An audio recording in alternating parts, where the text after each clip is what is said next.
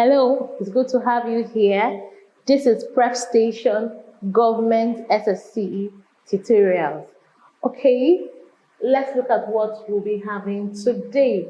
Topics to be discussed: meaning of government and basic concepts of government, types and characteristics of government, republican government, constitution, international organizations, African Union, United Nations Organization.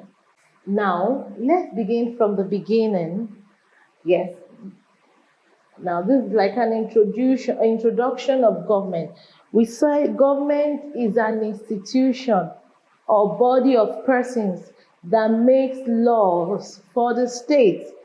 It's an institution or body of persons that makes law for the state. Okay, now, I will need you to read. Now, before government was instituted, we have what we call the state of nature. If you go back to in the state of nature, like it was described by Thomas Hobbes, it says it referred to a primitive society. This is a society where life is solitary, poor, wicked, and short. Life was solitary, poor, wicked, and short. That is the state of nature. You can read up. Before government came as an institution to create order, the essence of government is to create order so that things will go accordingly. The people gave up their right to the government so that government will be able to create order. In the state of nature, there's a lot of lawlessness, anarchy, lawlessness. Man, the thing there is for survival of the fittest. Survival of the fittest. Government refers to the body of persons and institutions that make and amend laws in the state. That's what we define. We have government as an institution of the state.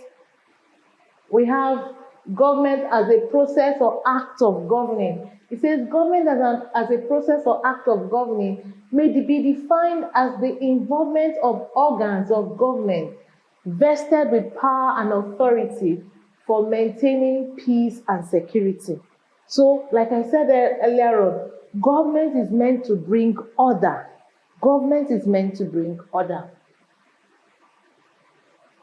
So, like the organs of government, the legislature, the judiciary, and the executive, these are the organs of government that help to instill order in the society. Now, let's look at the functions of government.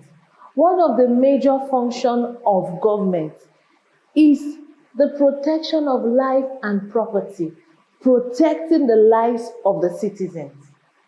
Sometimes you see such questions in WAEC, you see it in JAMB. They can ask you, what is the major function? One of these are the major functions of government. I'm giving you an example. The first duty of government is to protect life and property, the lives of its citizens. So we have lawmaking, yes, the duties of the government to make laws, maintenance of the law, defense of the country to protect the territorial integrity of the nation, protection of lives and property, we talked about that, to administer justice. So these are the functions. The functions of government are a lot, but I just restricted them to this few. Now, we've talked about the functions of government. We're looking at another basic concept of government: power. Power. This topic is an SS1 first term topic.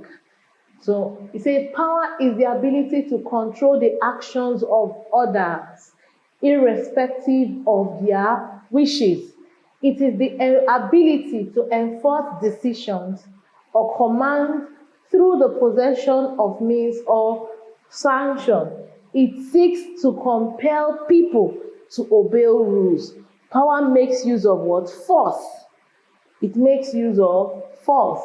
Sanctions or punishments are often applied for non-compliance.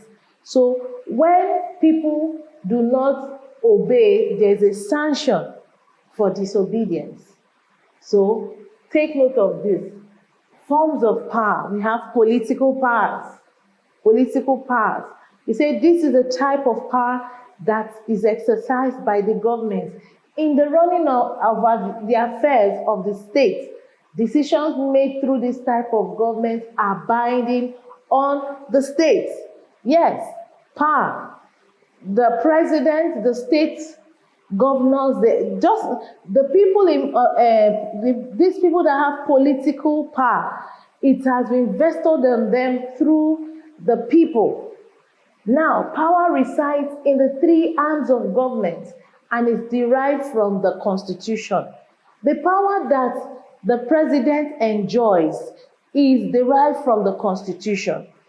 It's the Constitution that has instilled that these are the functions of the president, these are the things he needs to do, with the power that the Constitution has vested on him as the president. That is why we say the office of the president, the office of the governor, it is power that has been vested. If not, he's an ordinary individual. But because of the Constitution that vested that power on him, he's able to do those things and carry out duties without going contrary to the Constitution. Physical power. This type is often referred to as naked power. It involves the use of force to compel people to obey. You see, the police, security service, it uses this type of power, and it's oftentimes it causes pain, injury, or death. Let me give you a typical example. There's a terrible traffic jam, and the next thing you see some security personnel, they come out. You start seeing them trying to clear the traffic.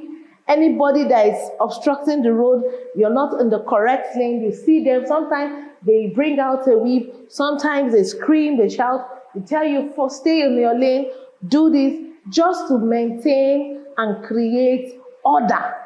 Just to maintain and create order. So we have the military power. It says this one also makes use of what? Force. Military power can be used to forcefully overthrow a government, quell riots, and defend the internal and external territory of a state. One of the good things about the military is to defend, like you said, the external territory of a state. That's the essence of military power. So that you hear coup d'etats, several coups happening. We've had several coups in West Africa. This has to do with military power. Military power. Nigeria has experienced several coups, plus bloody and bloodless coups.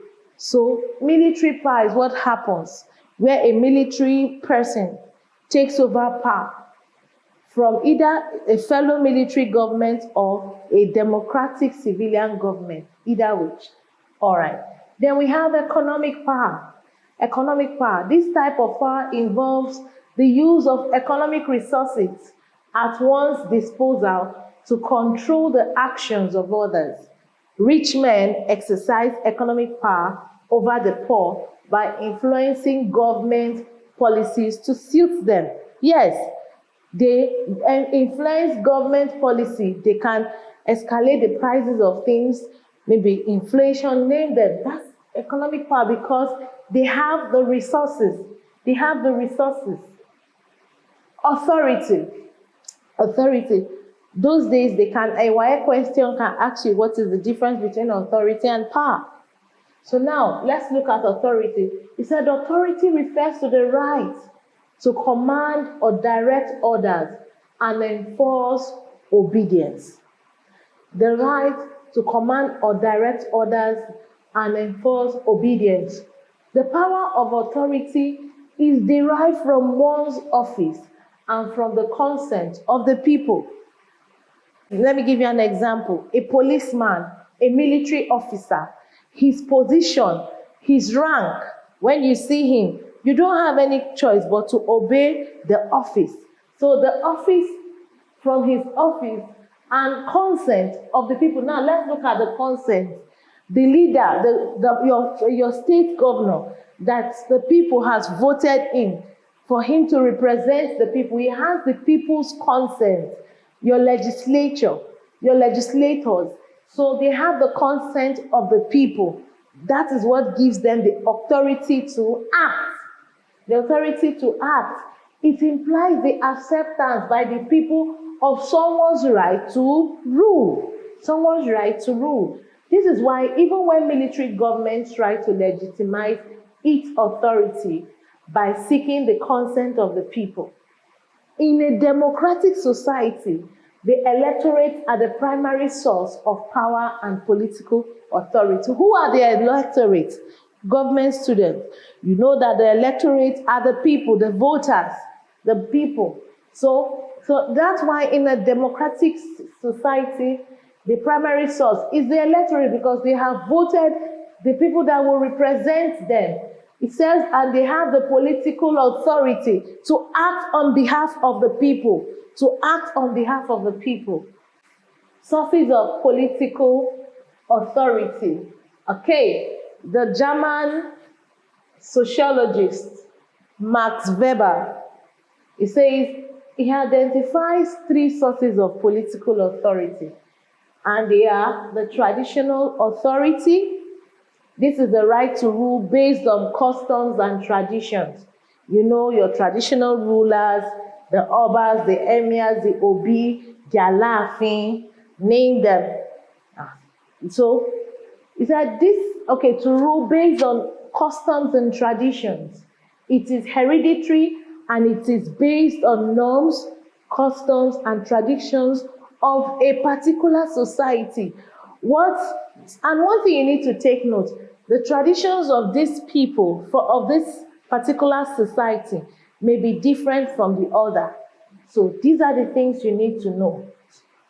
So they derive their political power. They derive political power through the traditional authority that has been vested on them. We have legal authority.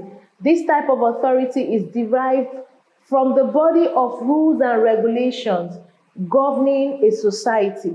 And how do we get this? It's through the Constitution. It said this is called the Constitution and could be written or unwritten. It's through the Constitution that gives them the legal authority to act. The legal authority to act. Then we have the charismatic authority. This is derived from the extraordinary qualities which a person has that enables him to lead others. A typical example is the late Nelson Mandela, Obafemi Awolowo, Herbert Macaulay. They had charismatic authority. They had charisma. People didn't have any choice but to obey them because of how they carry themselves. Says this is derived from the extraordinary qualities that they had, which a person has that enables him to lead others. Charisma is an extraordinary quality which a person possesses and gives him the right to what? Rule. The people just like their personality and they obey and they want them to rule them, to guide them. Okay, now we have questions. We have entered the question and the OBJ, the objective question of this. This is WAEC school certificate, secondary school certificate exam, that is SSCE 2020. Says a major difference between power and authority is that authority is dash. I told you sometimes questions can come comparing both of them, but you should know the difference. Let's check the answer. C, acquired popularly. Acquired popularly. That is our answer. The sum total of authority in a state unrestrained by law is dash. The sum total of authority in a state unrestrained by law is dash. D, sovereign. Sovereign is the answer. Sovereign is the answer. The most important functions of function of government is to ensure dash. What's your answer? D. I said it from the beginning. I said one of the major functions of government is to protect the life and security of the citizen. It is paramount. That is their number one priority, to protect the lives and properties of their citizens. Please take note. Number 4, an undesirable attribute of capitalism. This is another subject, basic concept of government. You remember, capitalism, socialism, Nazism, totalitarianism, autocracy. So this is capitalism. It says, what an undesirable attribute. Now they're asking you, what are the features of capitalism? What are the features of capitalism? What is the answer? B, exploitation of labor. Exploitation of labor, that is one of the things, capitalism is to exploitation of labor and to maximize profits. Maximize profits. Don't forget this. What is the term given to the action of discontinuing a section of a parliament or other legislative assembly without dissolving? D, recess. You said the House has gone on recess. Recess, take note. It's just a break, a short break. A constitution that requires an absolute majority. This question for 2021, an absolute majority of members of parliament to amend. What is it called? What kind of constitution is this? Let's look at the answer. D, rigid constitution. It requires an absolute majority. If you go back to the definition of a rigid constitution, you go back to the features. So this is the answer. 7, in which political system were the 2 levels of government with considerable devolution? What is your answer? 2 levels of government. 2 levels of government. Now, let's look at the answer. B, federalism. Federalism. 2 levels of government. Federalism is the answer. Which political system allows only one ideology for the state? Only one ideology for the state. Now, what is socialism? Now, another thing that will help you when attempting such questions, you must know what each of them means. What is socialism? What is aristocracy? What is communalism? What is capitalism? So that is how you will be able to get the answer to the question. Let's see. B, aristocracy. Aristocracy is an ideology. Remember, is an ideology. Another ideology, oligarchy. Oligarchy. In a representative government, citizens exercise their political power. Representative government, citizens exercise their political power. A, directly. B, indirectly. C, in reverence for the political system. What is your answer? The answer is B, representative government. They elect people that will represent them. So is indirectly. Indirectly is your answer. It was in ancient Greek city-states that you had direct representation, where we practiced direct democracy. Take note of this. The essence of the concept of devolution is cater for the interest of the dash, the interest of the ruling government, the interest of the majority, the interest of the minority, the rule of law. What is your answer? C, the interest of the minority, to give them a sense of belonging so that they are not relegated, to give them a sense of belonging. Okay, we're looking at another topic. We're going to go on a short break. When we come back, we're talking about this topic. Thank you.